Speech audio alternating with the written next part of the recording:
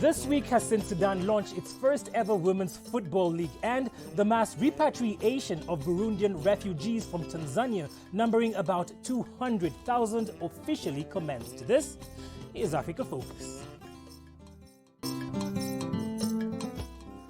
Hundreds freed from captivity in Nigeria. Morocco makes headway against HIV, but stigma still remains. Refugees welcome to Rwanda after enduring Libya camps.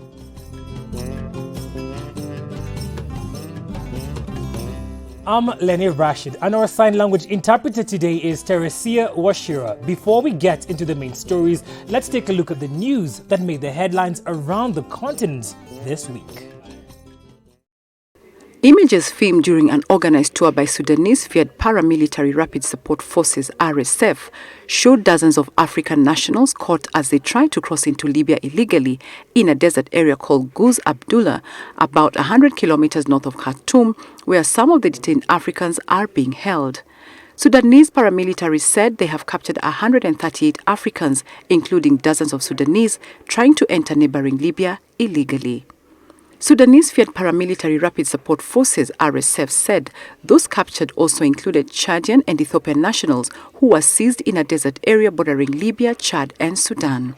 Sudan lies at the heart of migratory routes that connect East and West Africa to the Mediterranean and Europe. Thousands of African nationals attempt to reach the Mediterranean through Sudan every year with a plan to ultimately reach European shores. Every year in Madagascar, farmers burn and clear the land for the next crops, sometimes even in protected areas where the practice is illegal. 93,266 hectares of forest have gone up in smoke since the beginning of the year, according to the Ministry of Environment. According to NGOs, these figures are over 2 times higher, and in the recent years, deforestation has worsened in the west of the country as the demand from food companies for maize and groundnuts has increased. Thousands of climate migrants are also fleeing a drought in the south of the country and clearing protected areas to cultivate crops. Pupils in Nigeria called on their leaders to take action in protecting their future as they took part in the Global Friday for Future campaign. In Abuja, pupils demonstrated with placards demanding the immediate action, with environmentalist Oladosu Adenike discussed the impact of climate change and the work of Swedish climate activist Greta Thunberg. School children in Lagos acted on Friday, September 27th, by replanting neem and mango trees. At the United Nations General Assembly, President Muhammadu Buhari promised to take positive steps by including youth in decision-making and planting 25 million trees to enhance Nigeria's carbon sink. Friday's action was inspired by Thunberg, who started her solitary weekly protest outside Swedish parliamentary a year ago. More than 300 captives, most of them children and many in chains, have been rescued from a building in the northern Nigerian city of Kaduna. Reports carried by local media said the captives had been tortured, starved and sexually abused. Video footage show boys aged from around 5 to their late teens with their hands and ankles tied together. Others were seen with their legs chained to large metal hubcaps. People that brought me told the people here that I became a Christian because I spent some years out of the country studying. So they said my lifestyle has changed, I've become a Christian, I've left the Islamic way of life. That's all I understand about why I'm here. Police say the building housed an Islamic school and that 7 people thought to be teachers at the school had been arrested in the raid. It was not clear how long the children had been held there. The identity of the rescued victim were being documented to determine where they came from and to contact their families. Yes, sir. Look at, they put chain on me with all the level of my exposure. One, look at my own age. I have responsibilities on my head, but they deny me access to a lot of things. Private Islamic schools, known as al-Majiris, are common in mainly Muslim northern Nigeria, where government services are often lacking. The schools in Nigeria have for years been dogged by allegation of abuse and accusation that some children have been forced to beg on the street of northern Nigerian cities. This place is neither a rehab or an Islamic school because you can see it yourself. Small children, some of them are brought from our neighboring countries, Burkina Faso, Mali, Ghana, and the rest. And the children gathered here are from all over the country, across all over the country. They were here, some of them were even chained. They were used, dehumanized. You can see it yourself. Earlier this year, the government of President Muhammadu Buhari, himself a Muslim, said it planned to eventually ban the school, but would not do so immediately. It follows a number of reports in the Nigerian media that the government planned to outlaw such schools. In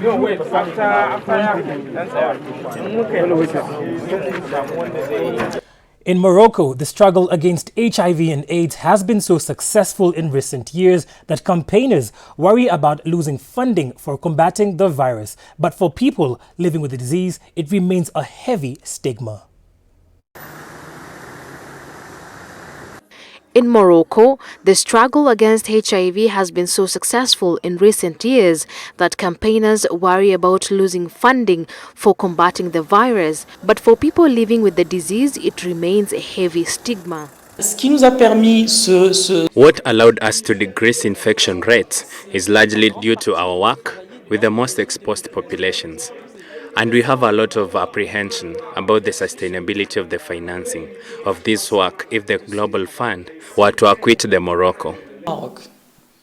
In Casablanca, a group of therapy workshop offers HIV patients a rare opportunity to speak openly about their disease, organized by the Association for the Fight Against HIV ALCS. On a recent Thursday, the workshop brought 12 HIV patients together with a psychologist and a therapist. We have been dealing with the HIV epidemic for more than 30 years with HIV infection in Morocco. Unfortunately, there is still much stigma and discrimination against HIV infection. First of all, at the level of the general population, it is clear that there is still much to do to improve, say, the acceptance of a person living with the HIV in Morocco. The ALCS also organizes follow-up therapeutic care in hospital and prevention and screening campaigns with funding from the Global Fund to fight AIDS, tuberculosis and malaria. These programs were developed shortly after the first HIV case was detected in Morocco in 1986.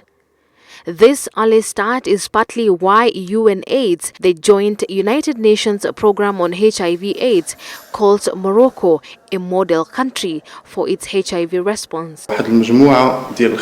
Anyone coming here for the first time will go first through a therapeutic mediator who will provide psychological support and other services, including support to show him the process of monitoring his condition.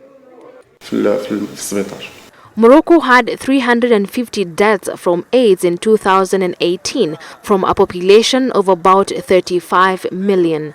But some groups remain vulnerable, with intravenous drug users, men who have sex with other men, and sex workers accounting for the 2/3 of Morocco's 21,000 identified cases. And the stigma attached to those infected remains high, even within the family. Moroccan society is a society without any mercy. Not necessarily with your family and friends, but the whole society. There are educated people and others who are not. In this conservative Muslim society, where sex outside marriage and homosexuality are illegal, HIV patients seldom talk publicly about their virus. I have friends who cannot come to the association. I talk to them every time so that they do not make the same mistakes. I tell them, yes, I am sick. Yes, there is AIDS in Morocco. You have to put on a condom. You have to know who you go home with. You have to get tested. Thanks to improved screening, access to treatment and monitoring, new HIV infections in Morocco declined by 42% between 2010 and 2016, compared to an average reduction of 4% across the rest of the Middle East and North Africa. A group of 66 African refugees and asylum seekers arrived in Kigali from Libya, the first of what could be thousands relocated from the North African country under a new program. The move to relocate refugee and asylum seekers follows a pledge by President Paul Kagame in 2017 to offer a home to Africans after reports emerged of the torture, sexual violence and forced labor they suffer in Libya. Earlier this month, Rwanda signed a deal with the African Union and the United Nations Refugee Agency UNHCR, agreeing to take in African refugees and asylum seekers stranded in Libya. The Rwandan government has said it is prepared to accommodate as many as 30,000 evacuees, although they plan for the program to unfold in batches of 500 to prevent the country of 12 million from feeling overwhelmed. This is a fantastic gesture of solidarity with refugees from the people and the government of Rwanda. It is also an example of African leadership that I hope many other countries will follow. This demonstration of solidarity and responsibility sharing will save a lot of life and will give hope to many refugees while still stranded in Libya. The new arrivals will be housed in a transit center at the Gashora Refugee Transit Center, located in Bugesera district, approximately 60 kilometers from Kigali, before being resettled elsewhere unless they agree to return to their home countries. UNHCR will provide persons evacuated from Libya with shelter, education, food items, basic hygiene products and healthcare services. Yeah, I'm very happy in Rwanda, but I have wife and baby. And Libyans have not left and anything. But I'm very happy in Rwanda. The UN has been criticized for its handling of a transit mechanism for evacuees from Libya established in 2017 on the other side of the continent in Niger. The facilities there have struggled with the overcrowding and slow pace of resettlement, but UN and Rwandan officials say they have learned from Niger's experience. Alhamdulillah. We thank God. We cannot explain the life back there in Libya. There is fighting and we couldn't even sleep peacefully at night. Now we feel safe. While the influx of migrants, refugees and asylum seekers to Europe has become a political flashpoint, countries in East Africa are often praised for their openness to those displaced by conflict in the region. Even if we are a small country but we have enough capacity, we cannot say that since the country is small, we cannot get more refugees. We have 149,000. We are getting more and more, no problem. A subsequent flight to Rwanda carrying 125 more refugees is planned for between 10th to 12th October. Coming up after the break. Disappointment in Guinea-Bissau over Fati nationality. Africa Focus will be right back. Don't touch that dial. Keep it switched.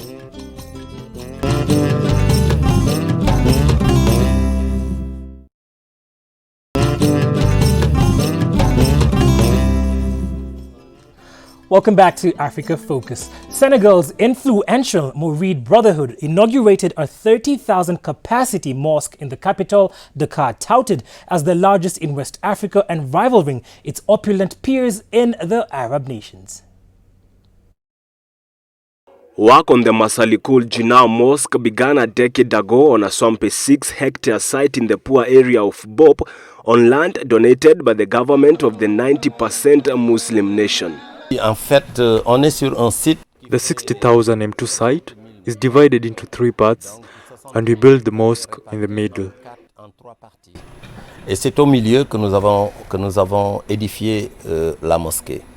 The name is derived from the title of a poem by Sheikh Amdoy Bamba Mbake, the 19th century founder of the Brotherhood, who is revered by followers as a Sufi saint. Headquartered in the city of Touba, where Bamba is entombed, the movement is a pillar of Senegal's reputation for religious tolerance. On n'a pas eu de dons extérieurs. We didn't get any external donations. Everything is done by the Talibis, namely the members of this brotherhood and Muslims in general. With a Carrara marble exterior and boasting 5 minarets, the mosque has a capacity of 15,000 worshippers inside and another 15,000 on an outside esplanade. The lavish interiors include a gold-leaf dome, giant chandeliers, and decorations hand-drawn by Moroccan workmen. The cost exceeded 30 million euros. Donc c'est tout un symbolisme. The whole symbolism revolves around this mosque, which is not simply made for a determined brotherhood, but for the whole country. So, on the cultural aspect, everyone can come from every culture and faith. On the religious aspect, it is for all Muslims in general.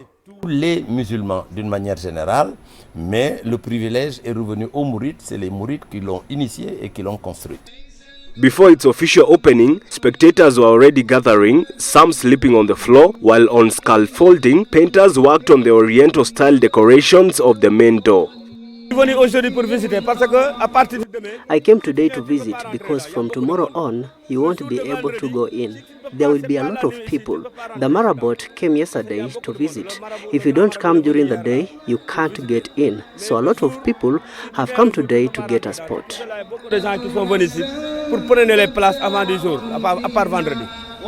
The mosque was inaugurated in the presence of President Macky Sall.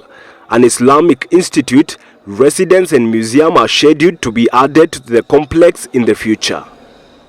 Egyptian archaeologists revealed 2 coffins containing the mummies of a pharaonic nobleman and the wife ahead of their transportation to the new National Museum of Egyptian Civilization.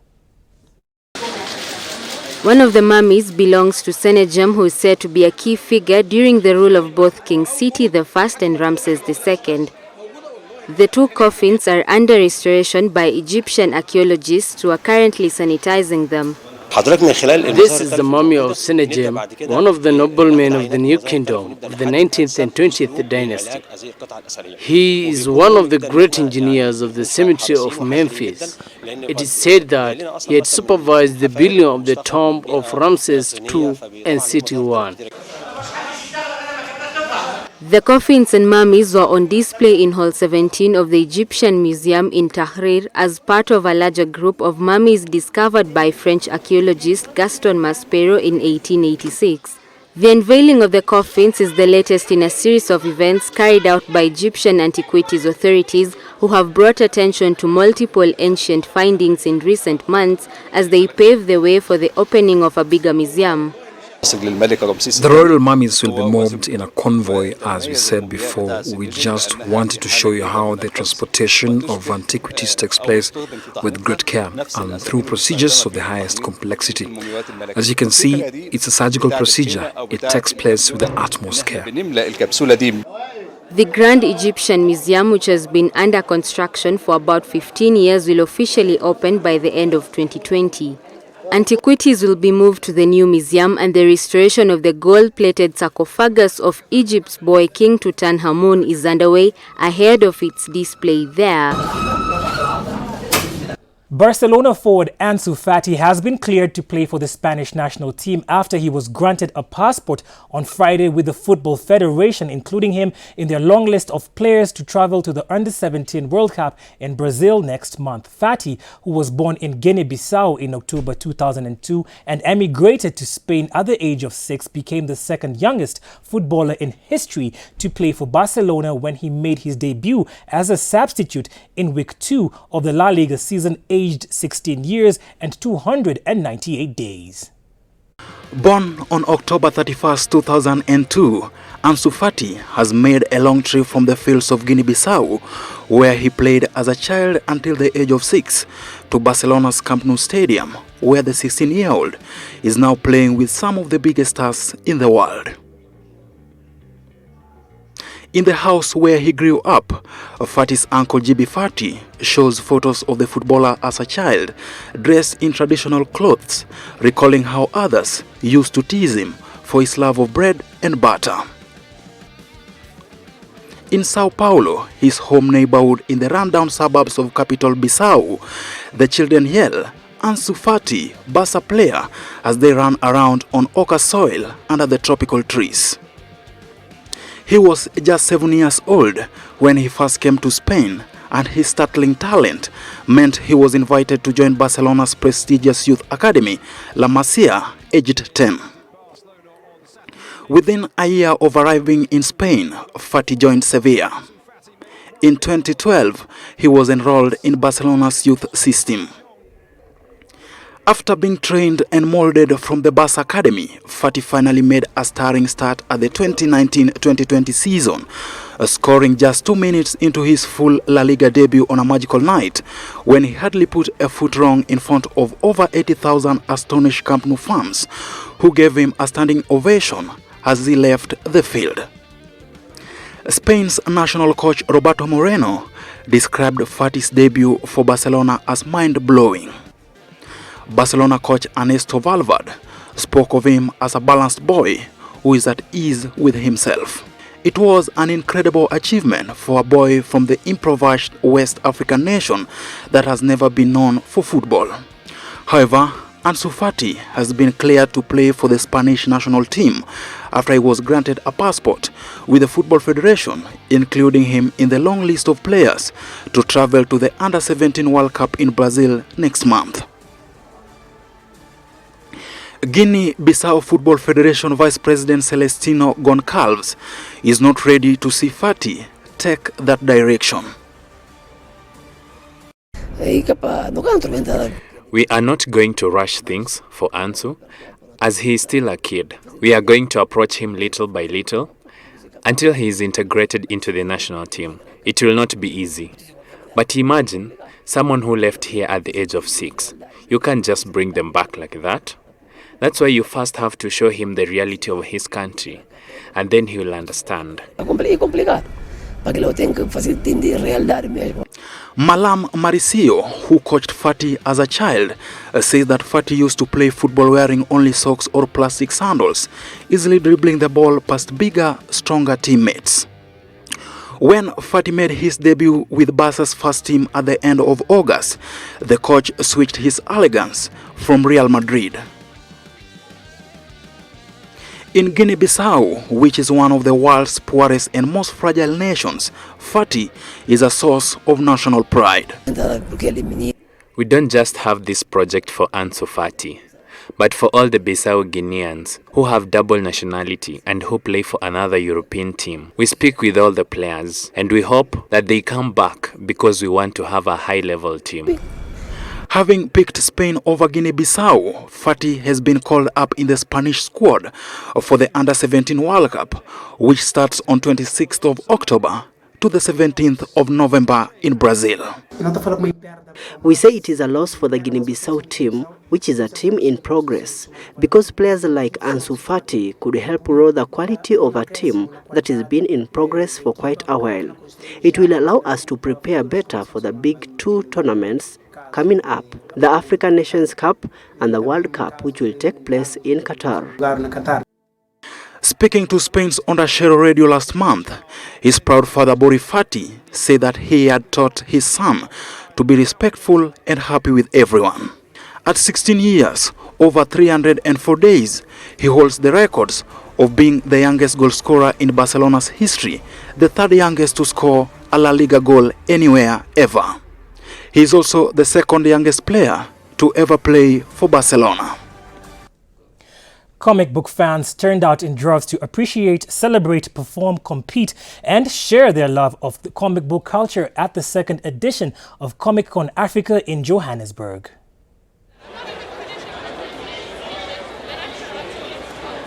Comic-Con's arrival on the continent last year was described as long overdue, and organizers say the event has significantly scaled up since then. Well, I think everything that people came to see in 2018, I think has just been amplified. So I think they're really excited about, well, our fans are excited about the fact there's so much more to see and do. Our artist alley is 3 times as big as it was last year. We have 11 international artists and authors, which is amazing. The event attracts thousands of cosplay, comic books, anime, manga, films, series, and gaming fans. Stay with us on this one. Comic-Con Africa is also a chance for people to learn more about locally produced comics and occupy spaces typically dominated by Hollywood. As you can see, there are rows and rows of young South African artists that have been working for years now on their own IP, their own content, and I think it should now, the conversation between publishers in South Africa and creators, comic book creators, graphic novel creators should have a greater conversation between the two, because beyond this, where are they getting? Where's the audience going to be getting these comic books, right? One of the things that set this year's Comic-Con apart from the 2018 edition was the addition of a concurrent children's event. This year, for the first time, we've got KidsCon. So that's dressing up for the little people. They've got their own stage with their own celebrities like Mario and Luigi, My Little Pony. And then the fun thing about the KidsCon is a board of directors, which are all kids. The chairman of the board is 10 years old. They told us what they want to see, not the other way around. Comic-Con started in 1970 when a group of science fiction fans in San Diego got together to swap comic books.